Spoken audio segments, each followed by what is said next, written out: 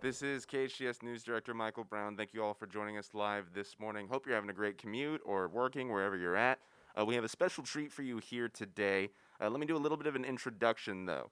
So we have Gary Powers Jr. He is the founder and chairman emeritus of the Cold War Museum, located in Virginia. He founded it in 1996 to honor Cold War veterans and to preserve Cold War history, along with educating future generations about this time period. And he's also the son of Gary Powers Sr., who, if you've seen Bridge of Spies, you might know just a few things about it. He was the pilot involved with the U-2 incident that occurred towards the beginning of the Cold War. So, Gary, thank you so much for joining us this morning. Well, Michael, thank you for having me on. Awesome. So let's just get right into the nitty gritty. For those who may not know about your father or the U2 incident, could you maybe just talk a little bit about that? You know, what led up to it, the actual circumstances of it, and kind of the aftermath? Oh, sure. Well, you have to remember that at the end of World War II and throughout World War II, the Soviets and the Americans were allies. We were fighting on the same side against Hitler and Germany. Now, after World War II ended, the political tensions between our two countries started to rise. Communism on one side, capitalism, democracy on the other, oil and water, it didn't mix. Tensions started to occur. This Cold War took place between 1945, the end of World War II, and 1991, when the Soviet Union collapsed. So 46-year period of our history is known as the Cold War. As part of the American efforts to find out the strengths and weaknesses of our adversaries, primarily the Soviet Union, Eisenhower in 1955 authorized the development of the U-2 spy plane. It was a new top-secret program designed by Kelly Johnson out of Lockheed Skunk Works at Burbank Airport. It could fly at altitudes above 70,000 feet. The photos that were taken by the plane, the camera was developed by Kodak out of New York. And between the camera, the plane, and the CIA running the program, it was a wonderful way to find out the strengths and weaknesses of our enemies. So my father, back in 1955, was an Air Force fighter pilot flying F-84s out of Georgia. He was recruited by the CIA to fly the U-2 spy plane, trained in Nevada in late 55, early 56, shipped over to Turkey in mid-56 for the U-2 program with his squadron. And then between 1956 and 1960, my dad did some 27 missions across the Soviet Union and other foreign hostile countries. May 1st of 1960, Dad is selected for this flight to go from Peshawar, Pakistan to Bodø, Norway, about 2,900 miles, should take about 9 hours to fly. And they wanted to find out specifically if the Soviets were developing a new and improved missile. Earlier flights in April of 60 had determined that there was an SA-2 base, the type of missile that was being developed, being built near Sverdlovsk. So my father's primary target was to fly over Sverdlovsk, which is now known as Yekaterinburg, and take photographs to see how far along in development the Soviets were with these missiles.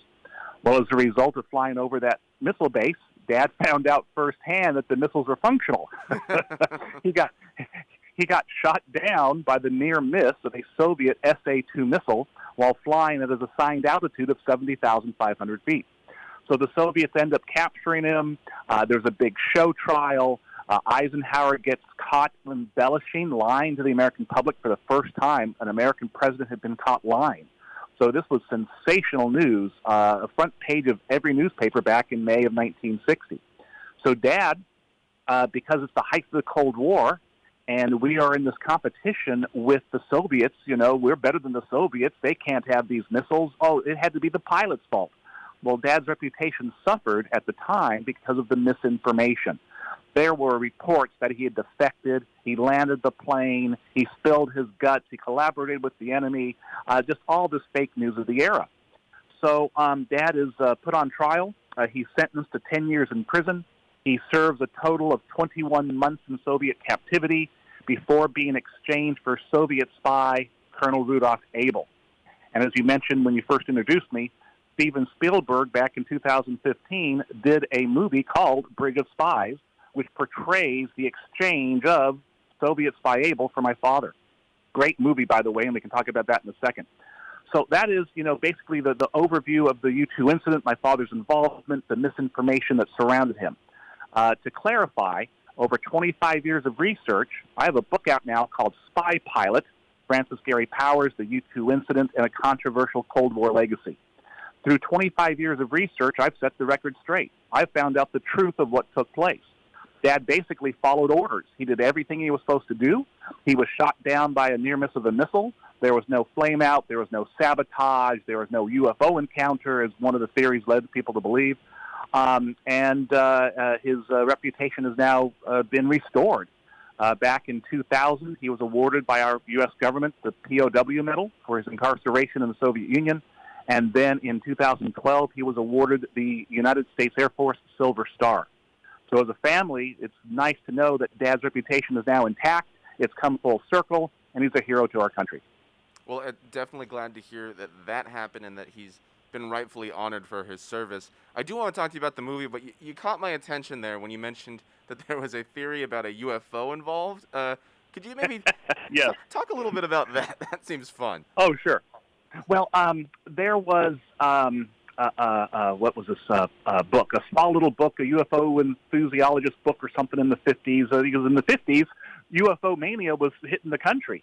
47 Roswell, New Mexico is when it all started. And then in the 50s, with the development of the U-2 program, UFO sightings increased. Well, 50% were the U-2s being spotted up there glinting in the sun. So it's kind of funny that this UFO theory happened. So basically, these people said that the bright orange flash and the way the plane acted, it seems as if it would have been an encounter with a UFO. And so that's one of the many theories, conspiracy theories, that resulted from the U-2 incident. Oh, now I got to get that book just to read more about that.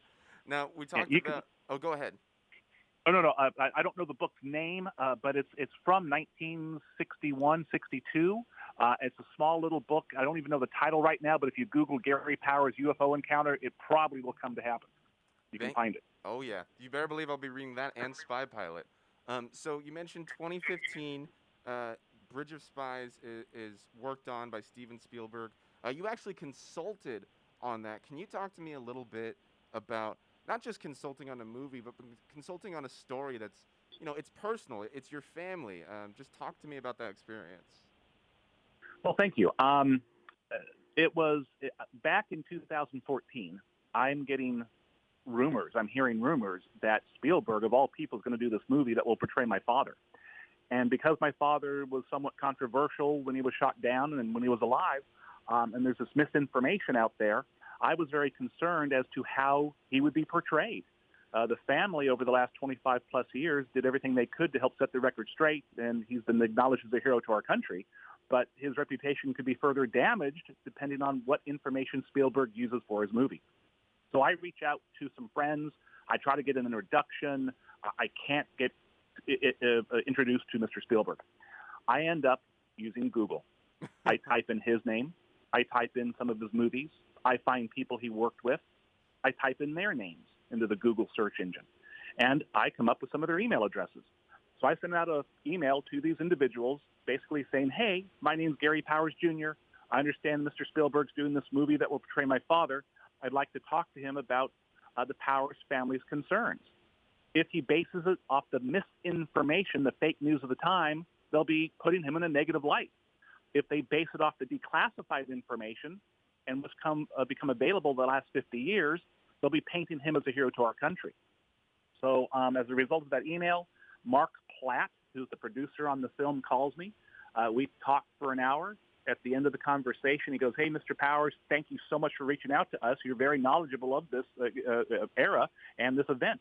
Would you like to be a technical consultant on the film? Well, yes, thank you. That would be a great honor. I appreciate the offer. So I end up consulting on the film. I answer lots of questions. I provide photographs of the family in the 50s that they can Photoshop and put their actors' heads on. I provide audio tapes that my father had recorded in the 70s talking about his experiences so that they could listen firsthand to his words and in his own words what he went through. So it was an honor and a privilege to meet Spielberg, Mr. Hanks, Austin Stoll, who portrayed my father, Mark Reliance, who portrayed Rudolph Abel and won an Oscar for his performance.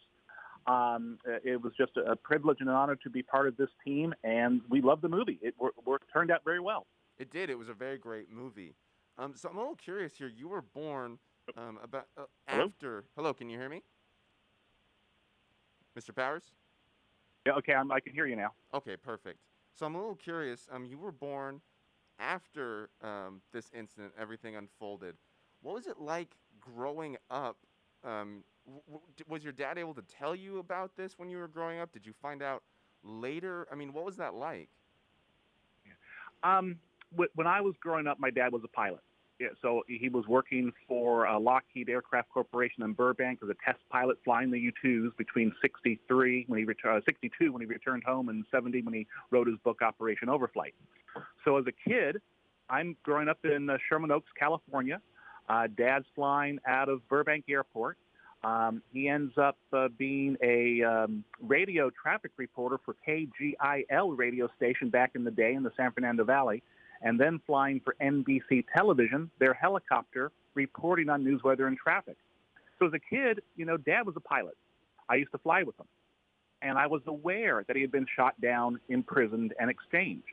But as a kid, growing up in this family, we talked about it. I was knowledgeable of it. I didn't understand that not everybody's dad went through something like this.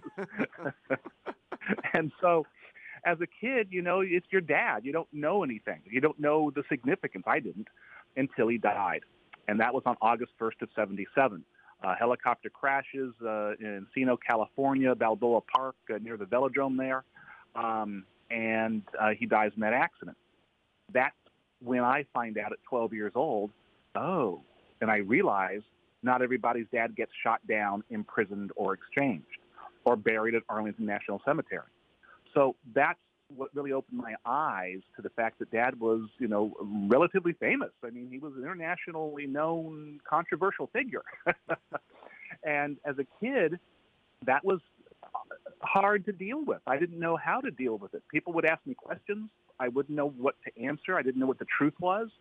And so I was very reserved and very shy in high school.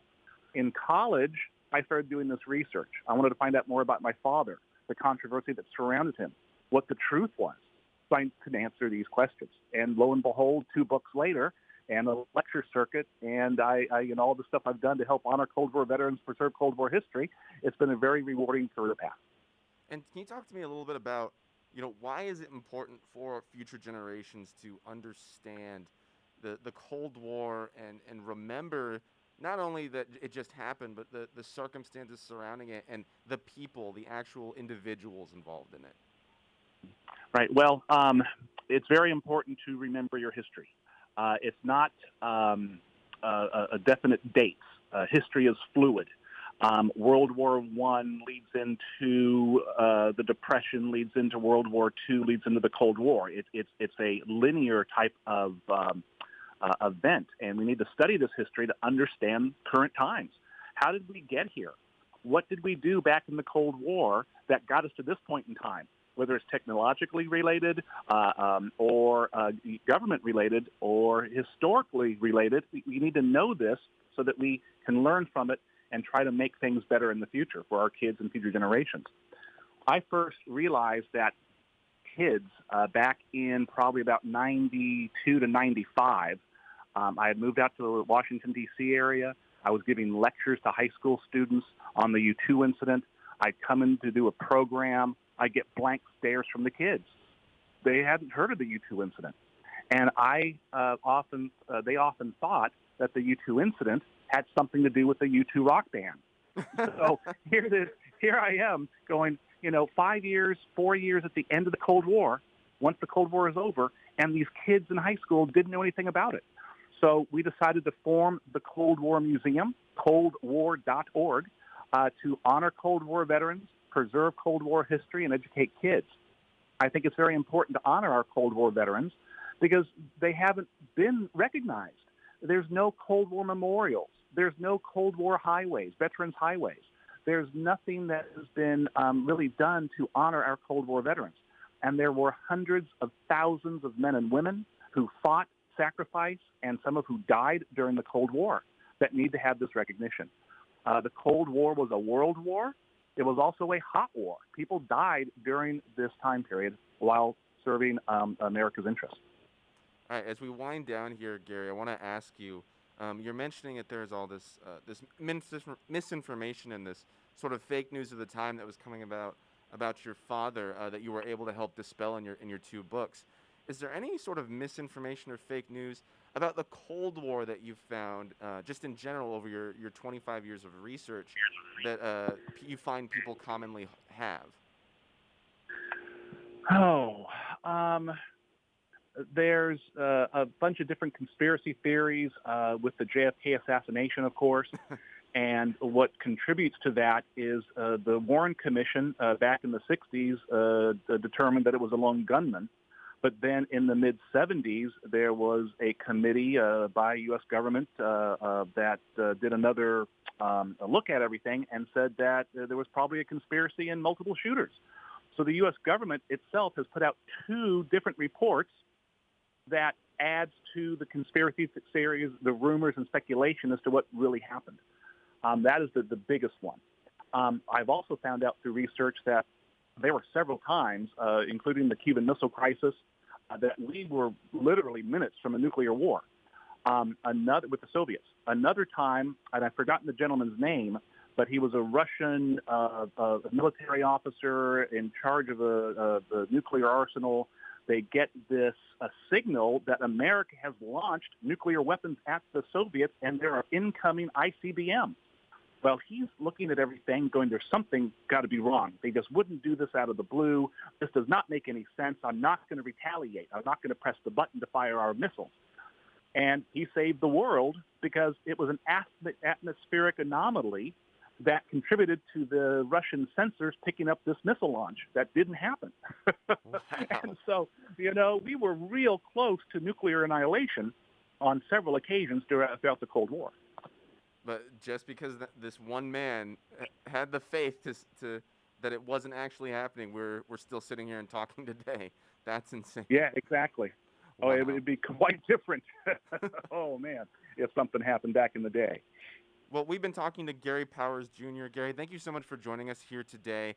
For more information about Gary Powers Jr., you can visit his website at garypowers.com. That's GaryPowers.com. He has a couple books out that you can check out. He's got Spy Pilot, which is the one we've been discussing, as well as Letters from a Soviet Prison. Gary, thank you so much for joining us. All right. Thank you, Michael. Anytime. Have a good day. You too. Bye-bye.